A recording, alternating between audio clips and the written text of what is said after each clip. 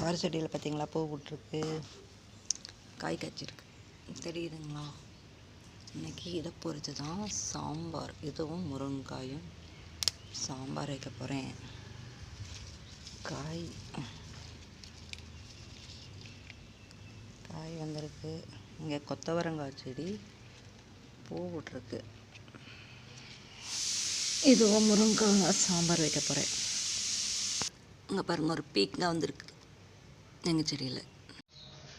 சாம்பாருக்கு காயெல்லாம் கட் பண்ணிவிட்டேன். இது தாளிக்கிறதுக்கு வெங்காயம், பச்சை மிளகா, கருவேப்பிலை. இது வந்து சேனக்கிழங்கு கட் பண்ணி வச்சுருக்கிறேன். சேனக்கிழங்கு 65 செய்கிறதுக்கு.